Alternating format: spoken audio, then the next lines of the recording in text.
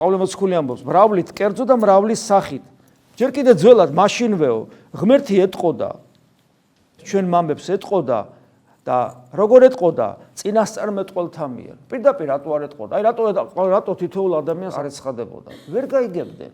ეს თითქოს გაუგებრა, ესეთ ადამიანს გაუგებრად ეჩვენება. ადამიანს აქვს ეს ყოველთვის ესეთი ილუზია, რომ გამომეცხადოს ღმერთი და მივხვდები რა არის და როგორ არის. არ მეცხადება, არ ვიცი. გესმით? აი ეს აქვს.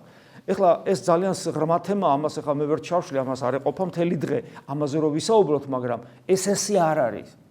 არ არის ასე სამწუხაროდ. არანაირი გამოცხადება ადამიანს არ შველის, არანაირი გულისხმის ყოფა ადამიანს არანაირი ხილვა სიზმრისეული ცხადი ადამიანს არ შველის, ადამიანი ესე არ იცვლება. ადამიანი მაინც თავისებურად გააგრძელებს. ან შეიძლება ერთი დღე შეცმუნდეს და მეორე დღეს იგივეს გააგრძელებს. ამის მაგალითები არის უამრავი. და ყველამ საკუთარი თავიც კიდე უნდა იცოდეს იმდენად, რომ მიხვდეს, რომ დიახ, ესეთები ვარ ჩვენ ზუსტად. ამიტომ ადამიანს არ შეუძლია ღმერთის აღქმა და განცდა. და მეორე ესეთი, თუ ჩვენი გული კაპირუტყვებულია, ანუ ხორციელია, აი ლუარსაბ თათგარიძის გული თუ გაქვს, გამორიცხულია ღმერთს ვერაფერთა შემთხვევაში ვერ განიცდი, როგორც ცხოველს არ შეუძლია ღმერთის განცდა. თუ ადამიანის გული დემონურია, ანუ ეგოიზმით სავსეა და ეშმაკს გავს თავის სიამაყით, ასეთი გულსაც არ აქვს უნარი ღმერთის განცდისა, გესმით? რომ მიხვდეს, რომ ის, რაც განიცადა, რაც გამოეცხადა, რაც შეიგზნო, რომ ის ღმერთია, ამას ვერ მიხვდება, გესმით?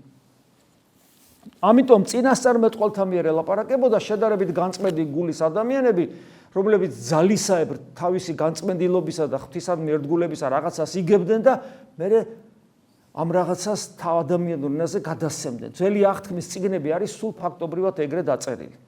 წინასწარმეტყველები როგორ ეუბნებოდნენ და ვასწავლდნენ ადამიანებს და ამისათვის თვითონ ძალიან დიდ ღვაწლში და დევნაში იყვნენ დაწყებული მოსე და ისაია წინასწარმეტყველი, ყველა აი ნახავთ, რო წაიკითხავ ძველ აღთქმას, აღმოჩნდები, რომ ესე იგი ადამიანებს წინასწარმეტყველნი ღვთისნებას უცხადებენ და ადამიანები როგორი უმადურები არიან მათ მიმართ.